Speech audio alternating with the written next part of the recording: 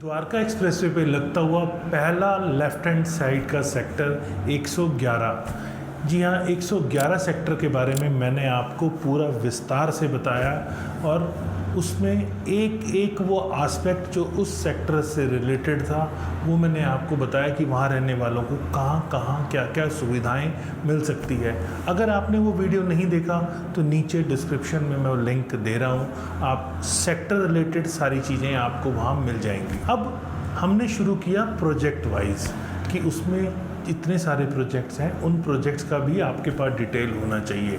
तो आज हम आपको सेक्टर 111 के ऐसे प्रोजेक्ट जो बीच में रुक गए थे और वहाँ पे स्वामी फंड आया उसके बारे में विस्तार से बताएंगे। पहले स्वामी फंड क्या होता है, वो प्रोजेक्ट कब आए थे, कब रुके, उसकी क्या करंट स्थिति है, उस सब के बारे में आपको विस्तार से बताने वाले हैं। नमस्कार, मैं हूं Pradeep Mishra. The property Mishra show में आपका स्वागत है। यहां हम आपको प्रॉपर्टी और प्रॉपर्टी मार्केट की हकीकत बताते हैं। नो बकवास, डायरेक्ट काम की बात। चलिए शुरू करते हैं।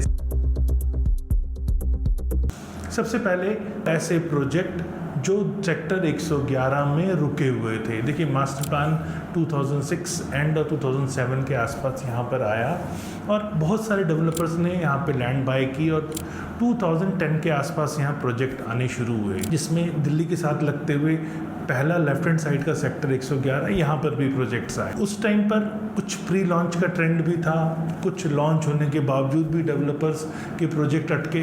तो ऐसे आज तमाम होम बायर्स हैं जो प्रोजेक्ट में फंसे हुए हैं, अलग अलग प्रोजेक्ट में फंसे हुए हैं। उसको निकालने के लिए गवर्नमेंट ने स्वामी फंड अनाउंस किया।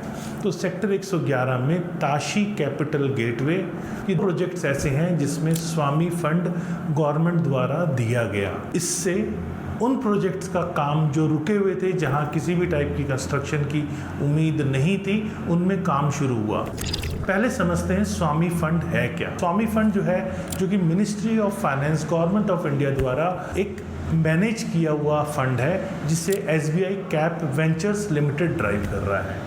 SBI कैप वेंचर्स लिमिटेड मतलब SBI का एक group company, state bank of India की एक ग्रुप कंपनी है। ऐसा कोई फंड पहले नहीं आया जो इस टाइप के रुके हुए प्रोजेक्ट्स के लिए बनाया गया हो। तो मतलब यहाँ गवर्नमेंट ने 2019 नवंबर 2019 को सेंट्रल गवर्नमेंट ने स्वामी इन्वेस्टमेंट फंड लॉन्च किया, जिसका मेन पर्पस ही था ऐसे रुके हुए प्रोजेक्ट्स को शुरू करवाना जो कि अब तक NPA हो चुके हैं या वो ऑलरेडी NCLT में जा चुके हैं। मतलब या तो वो NPA हो चुके हैं या वो इंसॉल्वेंसी के लिए जा चुके हैं।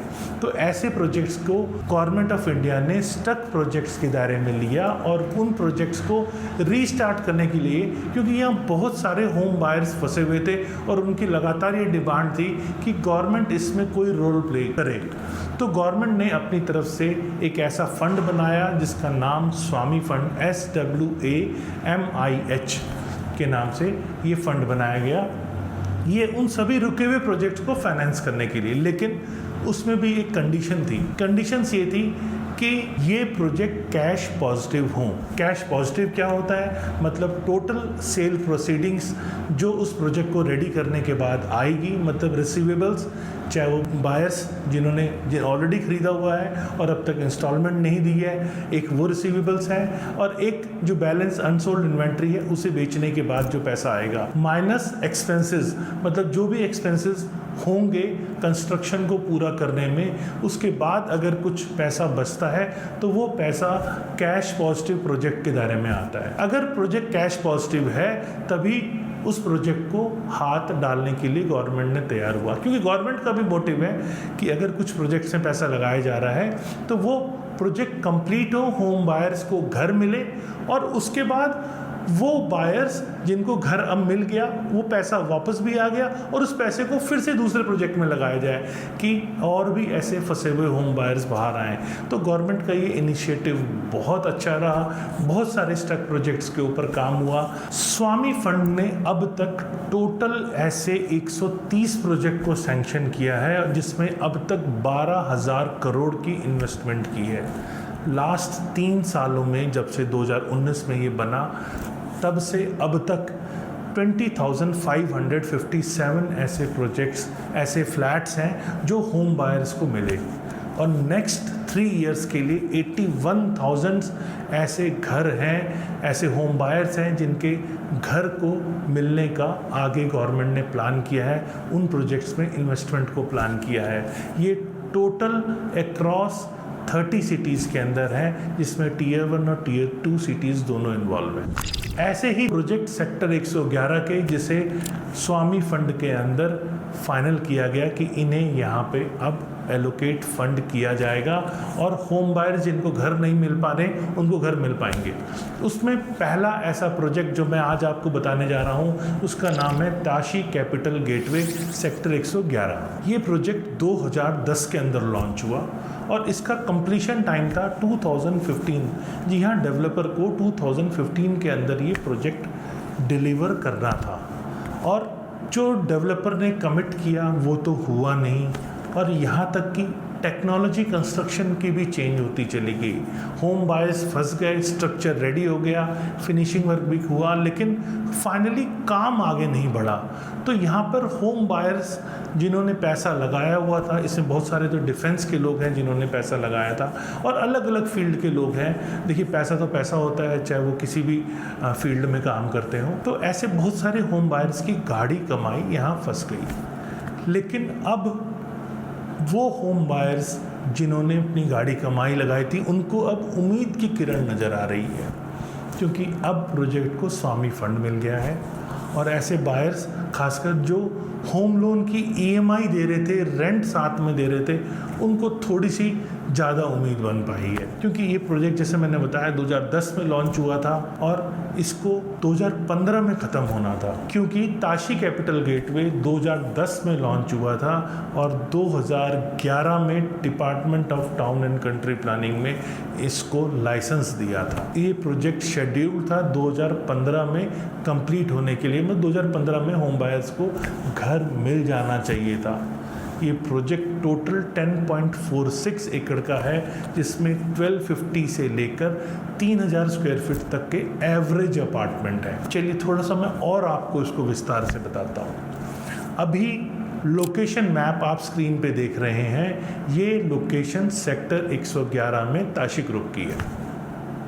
इसका लाइसेंस नंबर 34 है, जैसा मैंने बताया 2011 में आया। लाइसेंस 16/4/2011 को इशू हुआ और ये वैलिड था 2013 तक के लिए। प्रोजेक्ट, जैसे मैंने बताया, वो रुक गया और जनरली लाइसेंस की वैलिडिटी एक्सटेंड हो जाती है। तो प्रोजेक्ट में टोटल 10 टावर हैं, जिसमें 534 यूनिट बननी थी और 13 शॉप्स बननी थी, कुछ EWS के अपार्टमेंट बनने थे। टावर A से G की बात करें तो वो फेज़ 1 के अंदर आता है। टोटल यहाँ पर 13 फ्लोर बनने थे और हर फ्लोर पे 4 अपार्टमेंट बनने थे। फेज़ 2 की बात करें तो H, I और J, ये 3 टावर फेज़ 2 में आते हैं।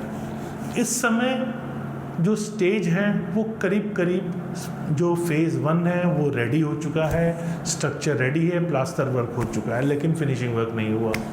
और फेज़ 2 अलग अलग टावर अलग अलग कंस्ट्रक्शन की स्टेज के ऊपर है।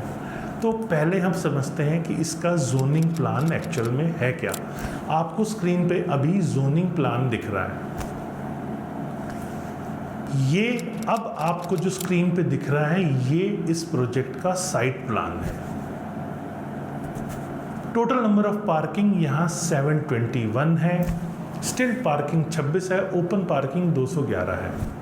मैं आपको एक एक करके फ्लोर प्लान इसके दिखाता हूँ। जब ये लॉन्च हुआ था, मैं आपको ये क्लियर कर दूं, क्योंकि ये एजुकेशनल पॉइंट ऑफ व्यू से है। मैं यहाँ पे आपको सेलिंग नहीं कर रहा हूँ, आपको प्रोजेक्ट का क्या अपडेट है ये दे रहा हूँ।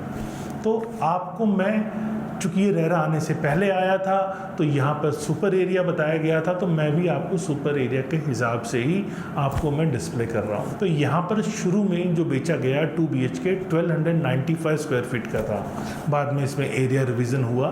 तो मैं अभी आपको पहले वाला ही बता रहा हूँ। का स्क्रीन पर आप फ्लोर प्लान देख रहे हैं। उसके बाद जो बड़े बड़े साइज़ हैं, एवरेज साइज़ हैं, कुछ साइज़ 2-3 यूनिट्स हैं तो उनको मैं ज़्यादा नहीं बता रहा हूँ। उसके बाद 3 BHK का जो एवरेज साइज़ था 1695 स्क्वायर फीट का था। इसका भी डेवलपर ने बाद में एरिया रिवीजन कर दिया। और जो कॉर्नर की यूनिट्स थी उनमें जो 3 BHK की थी उसका साइज़ था 1760 स्क्वायर फीट। स्क्रीन पे आप ये इसका भी फ्लोर प्लान देख रहे हैं, यूनिट प्लान, फ्लैट लेआउट, ये अभी आप स्क्रीन पे देख रहे हैं। यहाँ 3 BHK जो बड़े साइज़ का था वो 1990 स्क्वायर फीट का था। इस समय आप स्क्रीन पे उसका प्लान देख रहे हैं।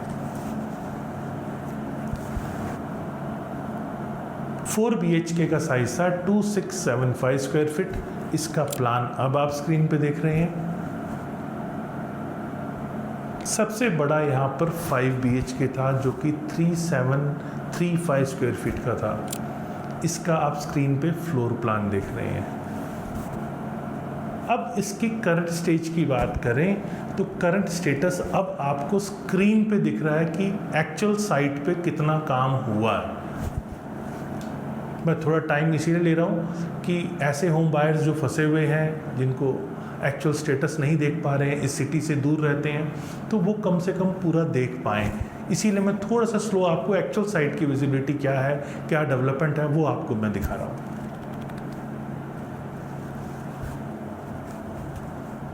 दो 2016 के आसपास इसका काम रुक गया था। मतलब 2015 में पोजीशन होना था लेकिन वो नहीं हुआ। 2016 के आसपास इसका काम रुक गया। क्यों रुका, क्यों नहीं रुका, ये डेवलपर जानते हैं। इसका मैं आपको अंदर की बात नहीं बता सकता क्योंकि डेवलपर को पता होगा कि आखिर उसने काम क्यों रोक दिया। करंट स्टेटस अभी यहाँ पर इसकी लैंडस्केपिंग का काम शुरू हो चुका है। पेंट वर्क यहाँ पे शुरू हो गया है। ये सिर्फ इसीलिए शुरू हो पाया क्योंकि यहाँ स्वामी फंड आ चुका है। बहुत सारे होम बायर्स अलग अलग प्लेटफॉर्म पे गए, जिसमें रेरा है, कोर्ट है, उनमें गए अलग अलग प्लेटफॉर्म पे, लेकिन जो काम है वो शुरू नहीं हो पाया। काम शुरू तब हुआ जब वहाँ पे स्वामी फंड आया, और स्वामी फंड तब आता है जब उसे लगता है कि ये प्रोजेक्ट कैश पॉजिटिव है। तो काम तो शुरू हो गया।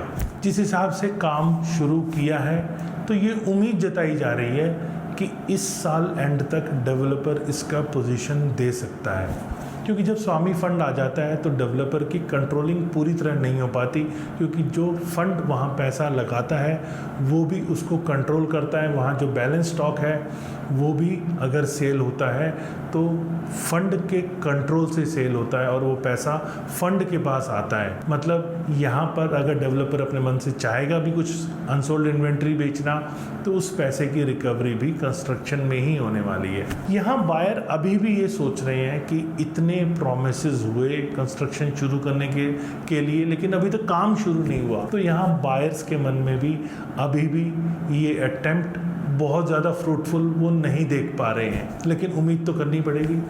अगर उम्मीद हम नहीं करेंगे तो हमें कैसे पता लगेगा कि अब हमारा घर मिल सकता है। तो यहाँ पे स्वामी फंड आ चुका है। अगर उस पर सीरियसली काम किया जाए तो यहाँ प्रोजेक्ट का पोजीशन मिलता हुआ मुझे दिख रहा है। ये प्रोजेक्ट 2 फेजेस में डेवलप किया जा रहा है, तो फेज़ वाइज आपको इसका पोजीशन मिलेगा। आप सोचें कि इकट्ठे सारे प्रोजेक्ट का पोजीशन हो जाएगा तो वो मुझे नहीं दिख रहा है। आपको मेरा वीडियो कैसा लगा? क्योंकि आज मैंने आपको उन पुस्तक प्रोजेक्ट्स के बारे में बताया है जो सेक्टर वाइज बहुत अच्छी लोकेशन के ऊपर हैं। मतलब दिल्ली से लगते हुए पहले सेक्टर में है तो इसीलिए लोकेशन अच्छी है। और इस सेक्टर की क्या खासियत है वो सारी डिटेल मैंने जैसे ऑलरेडी एक वीडियो में बताया हुआ है। आपने अगर वो वीडियो नहीं देखा तो मैं नीचे लिंक दे रहा हूँ, आप उस वीडियो को सेक्टर पूरी एनालिसिस आप देख सकते हैं। तो इन प्रोजेक्ट के बारे में मैंने आपको बताया। अब इनमें काम शुरू हो रहा है और यहाँ होम बायर्स को उनकी प्रॉपर्टी का पोजीशन मिल पाएगा। तो उम्मीद है आपको मेरा वीडियो पसंद आया। अगर पसंद आया तो लाइक कीजिएगा, और अगर फ्यूचर में और ऐसे वीडियोस देखना चाहते हैं तो आप सब्सक्राइब कीजिएगा और कमेंट सेक्शन में बताइएगा किस किस टाइप के आप और वीडियोस देखना चाहते हैं। मैं ज़रूर आपके लिए वो सारे इन्फॉर्मेशन लेकर आऊँ। नमस्कार, जय हिंद।